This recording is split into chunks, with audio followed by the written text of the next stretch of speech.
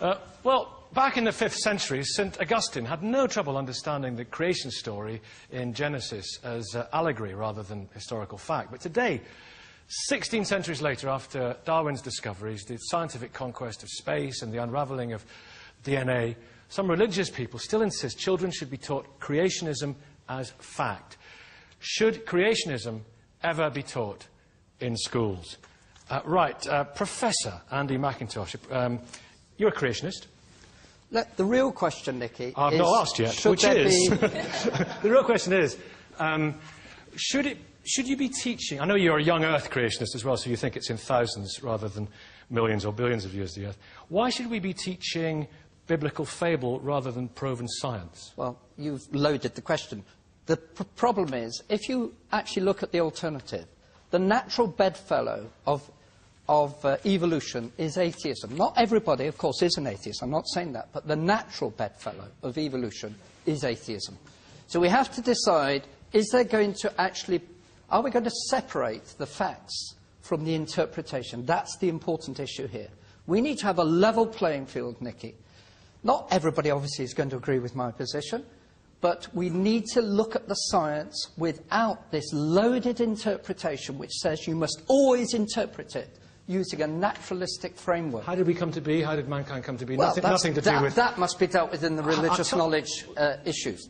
Obviously, every position has philosophical implications. Right. That can be dealt with in the religious knowledge class. Nothing to do with ape-like creatures. Well, Nicky, let me just make my point. In the science, we need to look at the science carefully, and we need to separate interpretation from facts, so that we can look at the facts carefully and understand where people are coming from. Nobody comes to the facts without baggage. That includes the evolutionist.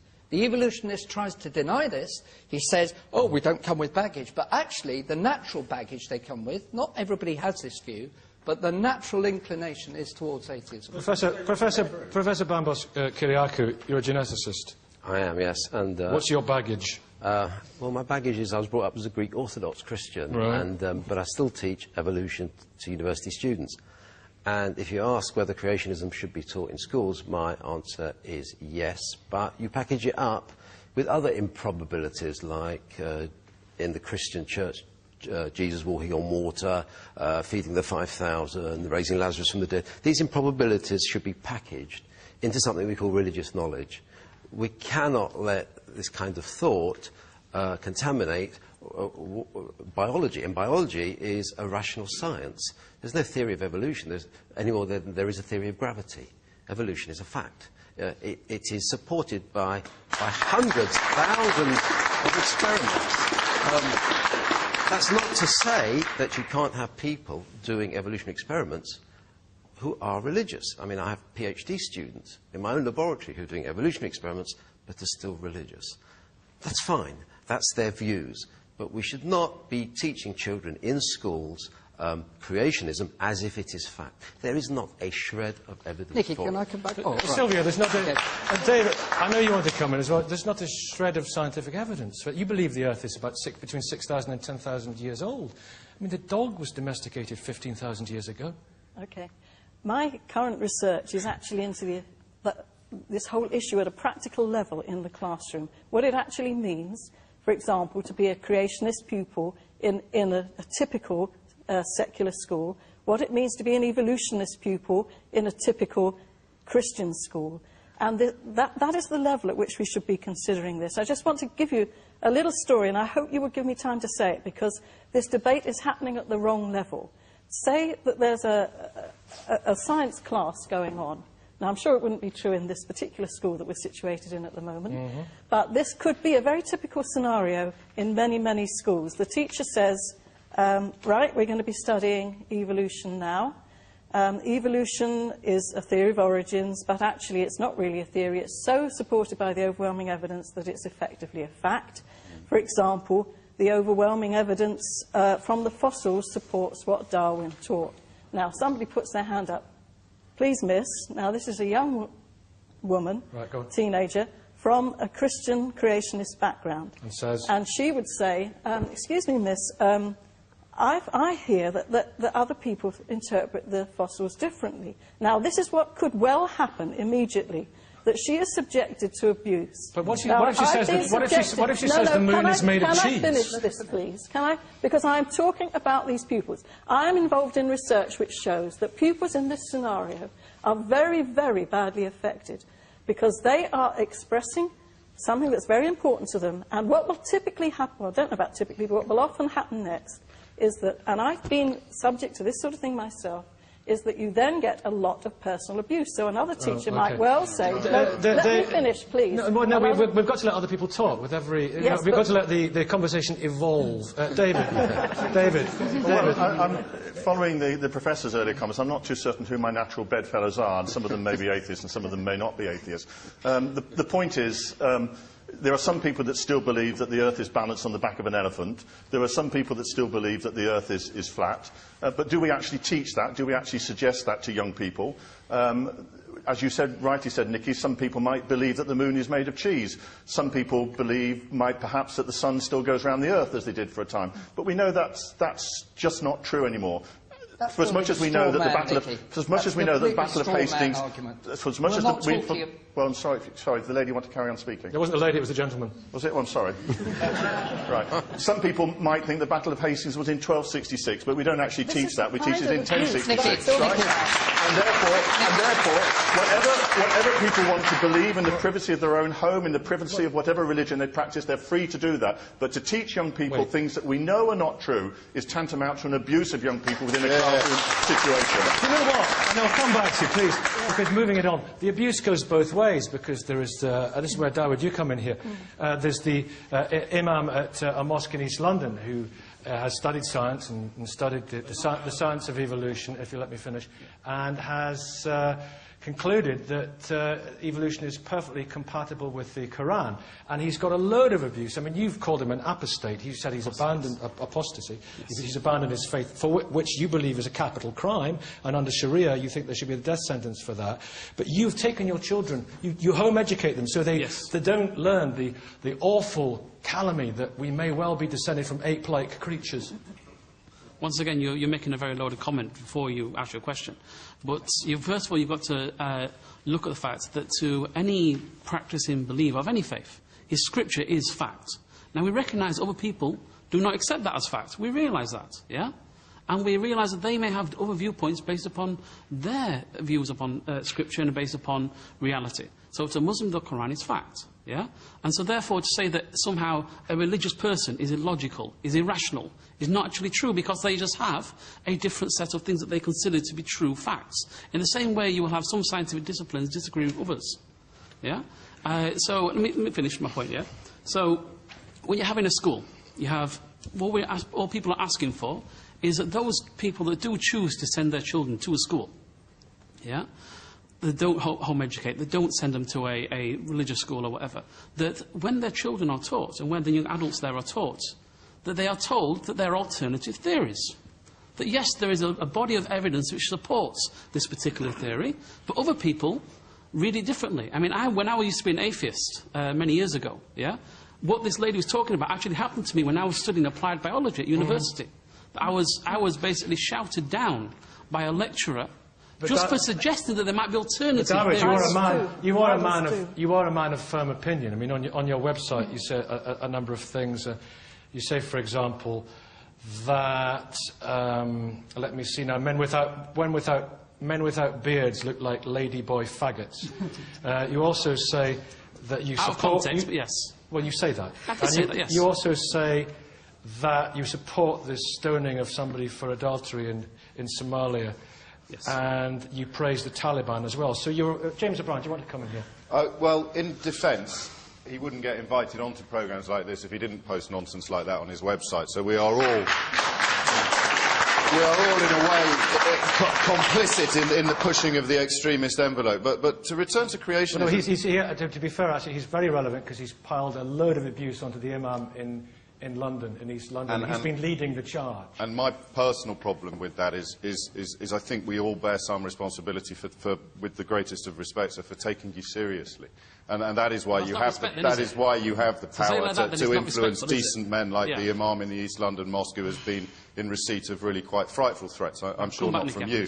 But to talk about creationism for a moment, and just to address our creationist friends, if a child turns up at school and receives bullying for believing a lie, the blame lies with the person who has told them the lies, not the person who is stopping them That begs the question. I haven't finished. The issue of baggage on the journey of scientific discovery, you display for a professor a frankly staggering ignorance of the facts. Everybody from Copernicus to Galileo to Darwin all struggled with an immense legacy of a Judeo-Christian system. They were almost dismayed and disgusted by their discoveries, but they saw that they were facts. Galileo got excommunicated. These people faced heresy accusations, they faced death threats. But the facts, I'm afraid, were much more important than clinging to a notion that makes sense of Dawood wants to come back in, and then I will let you come back in as well. But Dawood, first of all. First of all, I think as we've seen from James is the sneering attitude. I apologise for that. It's a sneering attitude. I apologise. It's the same thing. It's about as lady boy's faggot with somebody who doesn't got a beard, frankly, is it? I will sneer. I don't think in terms of that, it's pretty mild. Nicky. James has got a beard, so he's all right. Nicky, I can make my comments, yeah? If I can finish my comments, yeah? Without further ridicule, hopefully, yeah? That particular comment was related to Muslims. Obviously, a non-Muslim, that's up to him how he keeps himself, yeah? But as a Muslim, we are told to keep a beard. As a Muslim, it's a choice whether you grow a beard or not. To go condemning people and calling people non-Muslims, well, again, there's a big tradition of respect for difference of opinion within Islam. So to go around... Allowable limits. Allowable limits. And also, wait a minute. And the important point, Catherine, is Islam used to be at the very forefront of scientific debate and research. There is no conflict between science and Islam, and if we look at the history, Muslim scientists have made a huge contribution to science, from medicine to astronomy, and I think we need to reclaim that heritage. And with the incident of this Imam, all the mainstream big Muslim organisations came out and condemned the threats and abuse and intimidation that he... You were making threats. I made no threats against that man. Nicky, let me make my point, yeah? Wait a minute, shush. Yeah, if I can make my point, yeah? There was no threats. What was explained was that this man had aposticated, yeah? And that if he had been under a Sharia law state, he would have been which killed. The UK is not, nobody suggested any violence takes place against this man here. There are a lot of hot-headed people out there who might have... Christina Rees, I will come to you right after we've heard from Christina. Christina Rees. I just feel that should this be taught in schools? Well, yes, but never in a science class. It should be taught in religious education as precisely the way not to read the Bible and not to interpret the first chapter of Genesis, which is one of my favourite passages, and it speaks about truth. The truth is about a beautiful picture of God's involvement with the world and this beautiful attitude. But to teach it as scientific fact is tantamount to abusing people's minds, but there is no conflict between rigorous science, as this lady was saying, and certainly my own Christian faith. And I know many theologians who are also astrophysicists, and, you know, I sit there and I watch Brian Cox explaining, and it's so exciting learning about the Big Bang. And also there are many Christians who read evolution and think the science is just magnificent and subtle, and the grandeur and the majesty of it deepens their faith Absolutely, as well. absolutely. Sylvia, did the Chihuahua come from the wolf? Listen, I have 2 biology degrees. I studied biology under Well, Professor John Maynard Smith. You'll know the answer to that question, then. I am not an idiot. Did it? Yeah, definitely. Creationists have no problem with that. Right, okay. No problem with that whatsoever. Right. And that highlights one of these... I've heard incredible untruths here this morning, and one of them is that modern science began through people who were resisting Christianity, it was the exact reverse. And this is very easy to find out. That's the opposite of what I said. I only have 1 degree, but that's the opposite of what I said. But it was people who believed the Bible and who were affected by it who established modern science. They were creationists. When I was at university, this was recognised. That's what and I said. what we're asking for is that A level playing field. a level playing field where the evidence can be discussed. And We are looked the at ones. with rigour, because at the moment, evolution cannot be questioned. That is very dangerous. Just as the opposite view is also dangerous, I accept that. Why did the genome, when it was... I just want to ask you a question. Why did the genome, when it was discovered, absolutely mirror the tree of life that had been mapped out by paleontologists and biologists? Well, I think if you examine that carefully, it doesn't. But look, what we have here is a debate. We need to therefore reflect that in our education institutions, in our universities and in our classrooms. We live in a... be taught in schools. Professor Andy McIntosh, you're a creationist. The real question, Nicky, I've is... not asked yet, which is... the real question is, should you be teaching... I know you're a young Earth creationist as well, so you think it's in thousands rather than millions or billions of years of the Earth. Why should we be teaching biblical fable rather than proven... It has philosophical implications. Right. That can be dealt with in the religious knowledge class. Nothing to do with ape-like Nothing to do with ape-like creatures. Well, Nicky, let me just make my point. In the science, we need to look at the science carefully, and we need to separate interpretation from facts, so that we can look at the facts carefully and understand where people are coming from. Nobody comes to the facts. That's the important issue here. We need to have a level playing field, Nicky.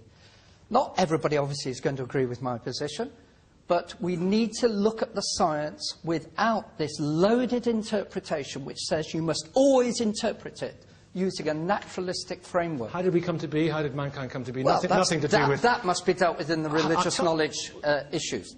Obviously, every position... Science. Well, you've loaded the question. The problem is, if you actually look at the alternative, the natural bedfellow of evolution is atheism. Not everybody, of course, is an atheist. I'm not saying that. But the natural bedfellow of evolution is atheism. So we have to decide, are we going to separate the facts from the interpretation? Well, back in the 5th century, St. Augustine had no trouble understanding the creation story in Genesis as allegory rather than historical fact. But today, 16 centuries later, after Darwin's discoveries, the scientific conquest of space and the unravelling of DNA, some religious people still insist children should be taught creationism as fact. Should creationism